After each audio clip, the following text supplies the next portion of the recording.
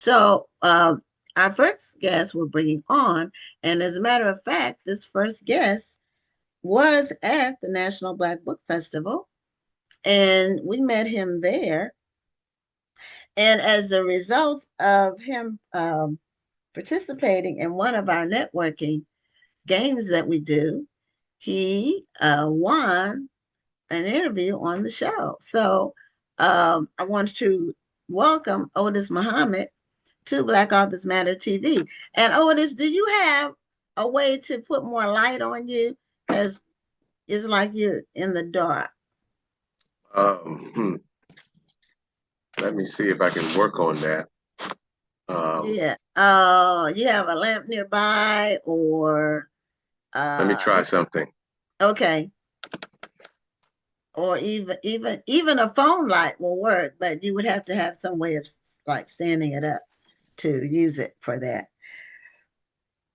But I want to say good evening to our guests that have already logged on. Tony Benita, she's on almost every week, and that's better. That's better. We can see you because we don't want you to Good. be like sitting in the dark where we couldn't see you. You were, and Hi. so. But thank you so much for being a guest on the show. And you are a bookstore owner, and you and your wife were at the National Black Book Festival. Hope you enjoyed yourselves. We had a game called 60s, 70s, and 80s R&B jams, and people guessed if we gave them the song title, they had to guess the artist, and we had a lot of uh, options. We had a lot of cards with names on it of Yeah. songs, and you must have been one of the highest winners because you got the show as a prize, and that was one of the biggest prizes. So thank you for having your R&B old school jams IQ in check. Actually, Gwen, I didn't win very many. It's just that this card was waiting for me. There were several people in front of me, Oh, okay. and no one picked it. I picked it. Oh, okay. Well, a lot of unless it was an author, they wouldn't understand the importance. It wouldn't work for them, if they were, unless they were an author or a bookstore owner or somebody like that, which you are. Yes. And that's great. And you said you're working on a book. So first tell us about your bookstore in Brunswick, Georgia. I believe that's where it is. Yep. It's in Brunswick, Georgia, um, and it's called Respect for Life Bookstore. Okay. And we started seemingly a very long time ago. We actually opened our doors December of 1995. Oh, And wow. Okay. yeah, Oh, so it's that we, is we've a been long time. we've That's been around a while. You all have, and longevity is its own reward because Yes. not everybody can say that. And we started CushCity.com, which is an online books destination, in December of 1998. Okay. So it was in December. It was just 3 years later, and then we opened the store in 2000. So we started only online, and then we had the store for 10 years. But you've had your store Hmm. for going on 30 years now. Yep. We sure Wow. have. Yeah. Wow. That's a long time. So, and was it you and your wife who opened the store? Yes.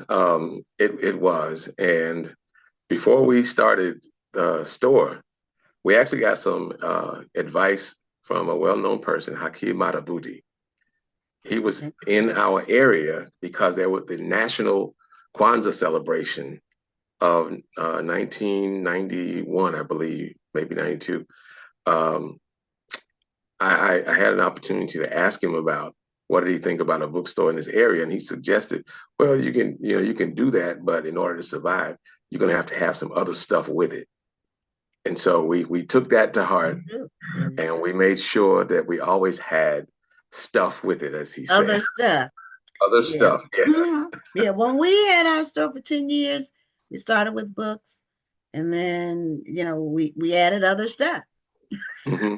So we still ended up going back online, and we actually ended up focusing more on marketing and promotion for authors because that's what they were asking us for. We had a Okay. lot of demand for that. And that was how we ended up doing the National Black Book Festival, working with all the authors with their marketing. We said, wouldn't it be great if we could invite all these authors to one event? And so we started the book festival in 2007. And this year was our 18th anniversary. And I'm so glad that you did that. I just, my wife and I had a wonderful time in Houston with you guys, and we're looking forward to coming back to the next one. Okay. And maybe by that time, we'll have a finished product, and we'll be a vendor instead of just checking out vendors. But it was a wonderful experience, and the workshops were great. I learned a lot of stuff, and determined that I'm going to have to be in the self-publishing category Okay. because some of the things I learned, comparing the two while we were there, it just made me understand that I have to go that route. That's going to be for me. Okay. Yeah, there's some benefits and some drawbacks to anything that you do. Uh, I wrote a book about it's called Write It Right, the guide to self-publishing your best book. And I have a chapter in there on some of the pros and some of the cons of self-publishing Mm. or versus being with a traditional publisher. And I wrote that book, I want to say, maybe 8 years ago, something like that. But everything is still relevant. Yeah. And, when you self publish, you have more control. You can publish as often as you want. You can publish across multiple genres. You can say what you want to say in your books. Mm. And I have 15 books, all self published. So, Wow. and they're on Okay. different topics, but I mean, different genres, but you have more control. So first, tell us about your bookstore, Respect for Life. First, that's a somewhat unusual name for a bookstore. So what made you come up with the name Respect for Life as your name? Well, we are registered active members of the Nation of Islam, and in the late '80s, Minister Louis Farrakhan went on a Stop the Killing tour. Um, and I think the bookstore sort of came out. We were trying to curb violence in the Black community, and so that name was born out of that.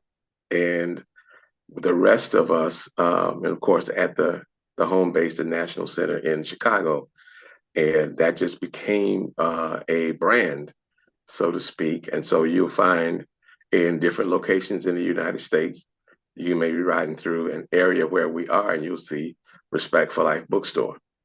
I have a friend who was traveling in England, and he came back to tell me, man, I was walking down the street.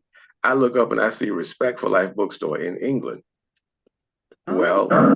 I was a merchant in the Macon Mall, Macon, Georgia Mall. Was visiting her, and I told her about the store. And she said, I got something that's going to be interesting for you to look at. She pulled out a photo album of her journey, her travels in Ghana, and there is a sign that says Respect for Life Bookstore. So it's not really franchised, so to speak, but that's just something that we commonly do in the Nation of Islam. And so if you Google Respect for Life Bookstore, you'll find a few locations. And so that's what it was about. And how we get that done, it's important we push creative expression. And that's what, writing is. And I feel like a lot of our young people do what they do out of their frustrated ability to express themselves. And so one of the things that we started doing at Respect for Life Bookstore is hosting spoken word sessions.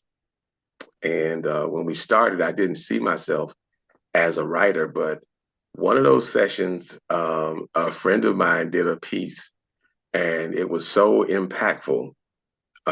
It affected me in a way that I said, I got to do some of this. So I started writing spoken word pieces.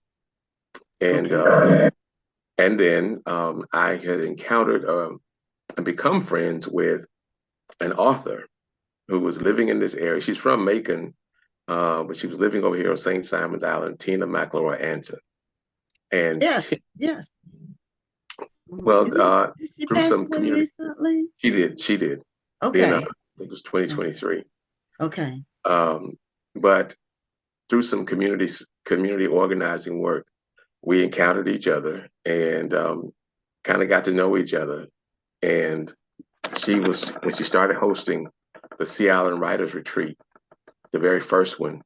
I attended that, and one of the things that you had to do if you go there, you had to bring 10 pages of your work, and she reviewed it. Of course, I was a bit nervous Yeah.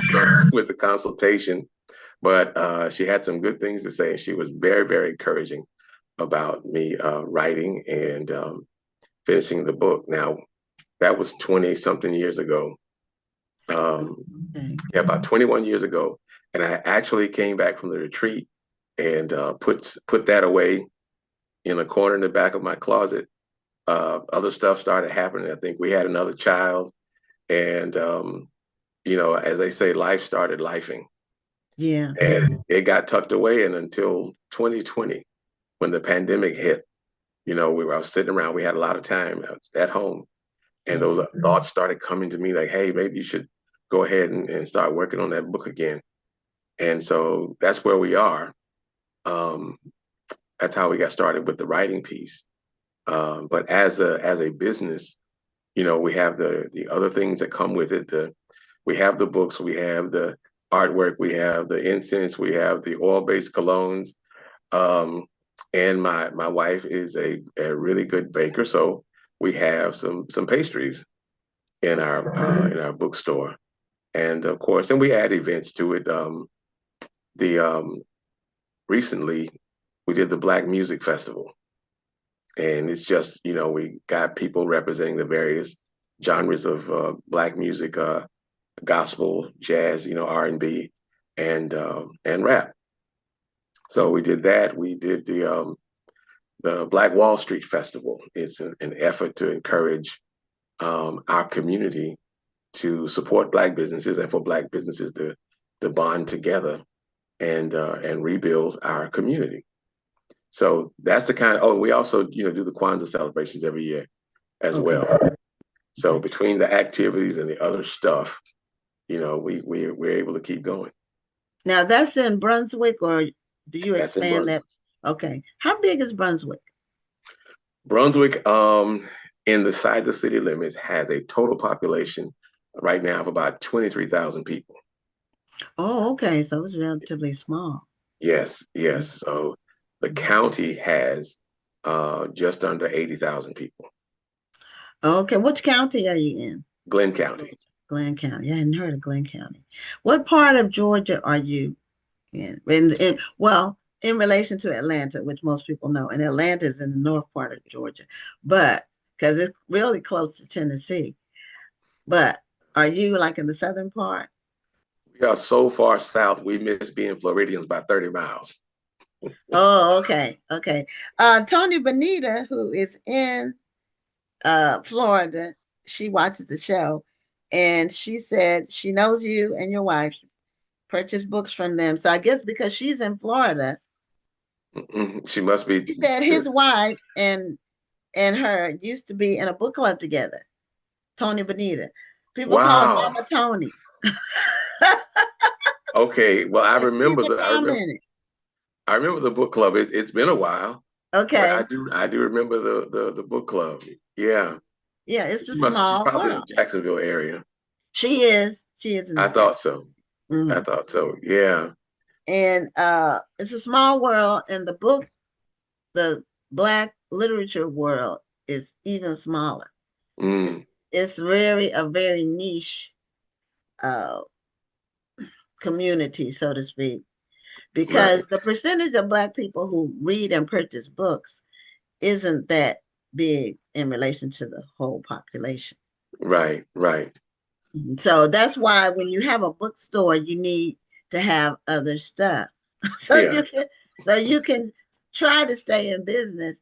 And my husband and I were both full time in the business. So you Wow. can imagine how challenging that was. Yes. Yes.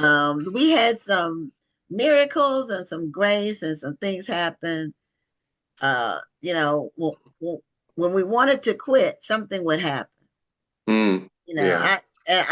I remember one day. I mean, this is we were just like there just wasn't. We didn't know if we could keep going. We just were just there just wasn't enough money, and we just said we're gonna have to quit. So, uh, his best friend is the one who helped us go online. And Mhm. so the first thing he said was, "No, no, we've come too far." But we still woke up. We went to bed discouraged, but we got up and we had every intention of that day being our last day having the store. And Mhm. we got there at 8 o'clock because we had to take our daughter to preschool. And it was during the Christmas season, so it was like early December. And 8 o'clock, people started coming to the store and spending money. Mm. It Wow. was an amazing, it was incredible. It was a miracle. It happened all day long. They were coming in and spending, and they weren't spending small amounts. So Wow. it was just okay. So that was our sign. We needed to keep going. Yeah. Yeah. You know, sometimes when you're in business, it it's not for everybody, and it's definitely not for the faint of heart. You have to be tough.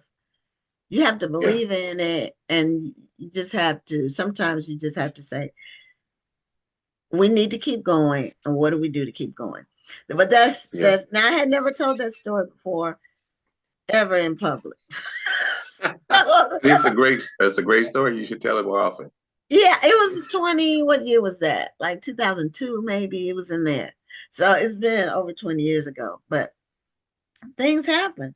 Yeah. So, Tony Benita says she's 35 miles from Glenn County. Okay. So, Oh uh, well, she might not quite be all the way in Jacksonville. Then she's 35 miles. okay. Well, I know she's close to Jacksonville. Yeah. Yeah. Yeah. So, what is what are some of the books in your bookstore that are the most popular types of books that people come in and buy? Well, it has shifted over time. In the beginning, the kind of stuff that everybody wanted was the like the Francis Cress Welsings and the um, Chancellor Williams, the Destruction of Black Civilization. Hmm. Those really heavy, hard hitting books. Hmm. The Asa Hilliards and some of the Yeah. I guess the classics in that area. And then we kind of started to attract people who wanted novels. You know, Hmm. um, we actually had a one year in February we had a romance novel book signing, and Brenda Jackson, who was there at the Black Book Festival, she came Yes. to Brunswick, and she was one of our authors. So Oh, it was yeah, it was Brenda Jackson. Um, I'm getting some feedback. I don't know where it's coming from. Can you hear it? I don't hear it. Like, like sometimes when I something. Anyway, okay. Yeah, Yes, she's from Florida. yeah, Mm. yeah. It was Brenda Jackson, and I can't think of the second author, but the third author was actually a young lady that I went to school with, and I think she was like on her fourth novel, and it's funny. I went to school with her, and her name is escaping me right now, but Okay. she'd left here, moved out to California, and started writing. Um, and so it was great, that was the theme, the focus. And I didn't get a chance to speak to Brenda before we left there. Yeah, Um, because her session was I'm trying to see, maybe my volume is too loud. Um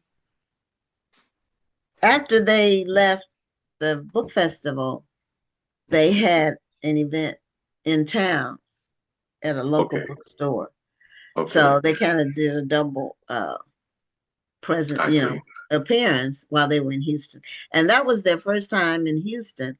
We brought them to Houston 15 years ago together, Okay. Beverly Okay. Jenkins and Brenda Jackson. And so they hadn't been to Houston together since then. Wow. Wow. Yeah. So we were able to get them this year. And it took, we booked them a year and a half in advance. And that's generally what happens with the featured authors. We have to book them at least a year in advance Wow. That's something. before their schedules, because if you don't get them then, they're already booked. Hmm. You have to wait for the next one. So I think we booked them both in June of last year for this Mm. year. Wow. Yeah. Yeah. This, the people who are in demand, and a lot of them, they don't, well, one, they don't want to travel all the time. Right. Uh, they have to write and they're on deadlines, they're constantly putting out books. So they have to respect those deadlines. And Right. because they're with traditional publishers and those deadlines are serious. Yeah. And that's, I think one of the things that one of your presenters said, talked about, she said she would never go traditional because she's not going to take something that God gave her and hand it over to somebody for a check. And it was something about that comment that just sort of stuck with me that, I'm thinking, yeah, I think I got to follow her because I didn't want to go through writing something and then present it to somebody and they got to make all of these changes and they want to do this and do that. And um, I just didn't want to get in that fight. You know, Yeah. I think Tina's first book, um, what is Ugly Way of the Baby of the Family. Yes. Uh, she talked about, flying into New York and having to go to war about her book, with the editor. And I'm thinking, wow, I mean, they really want to just take stuff that you wrote and pull it out and change this around and all of that. So I don't think I'm up for that fight. So I want to Well, say, I've had people I'm getting some feedback and I don't know what's causing it. But I've had people tell me that and this is something funny you'll be able to appreciate, that the editor told them that their characters weren't black enough, but it was a white person. weren't black enough. Yeah, they weren't black enough because they Hmm. were they were speaking without slang, or they weren't from the streets.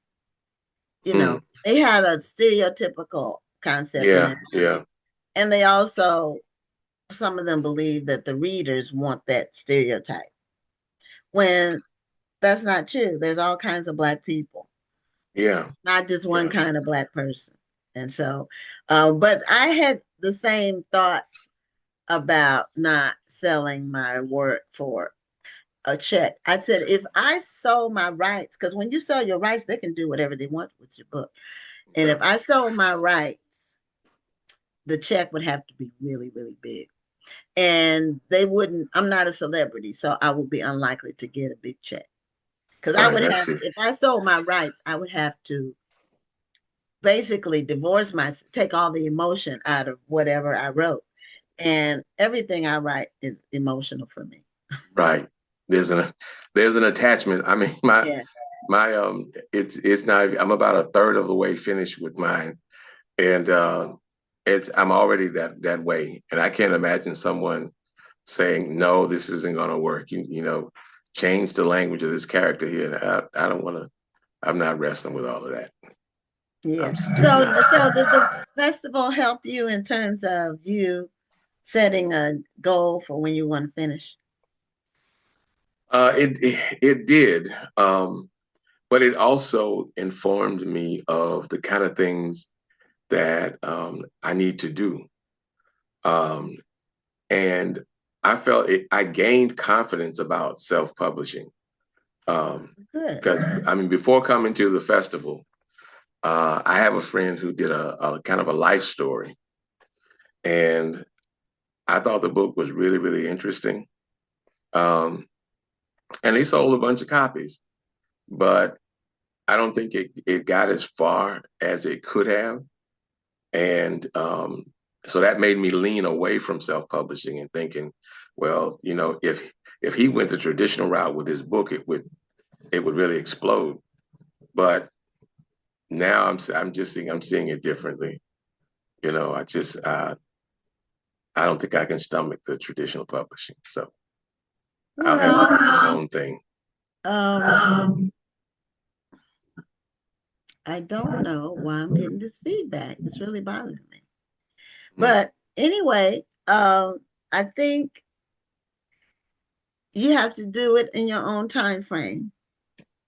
yeah, Just because it's traditionally published doesn't mean you're going to sell a gazillion copies. It's just all there's a lot that goes into it, and a lot of people's books sell, a few thousand, 10,000 maybe. That's a good number, average number.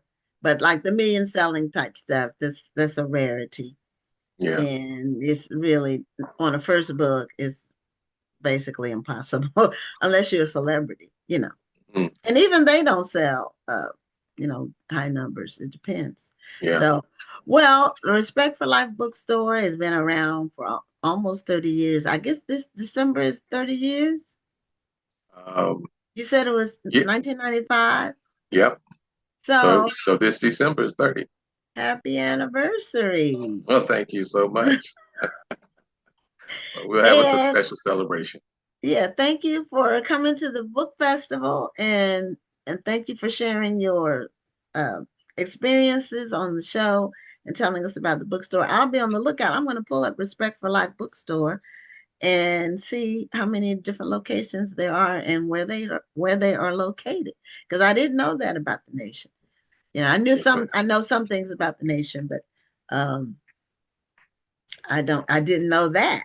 So thank you so much for Thank you. informing us, and happy holidays, happy Kwanzaa, and happy New Year.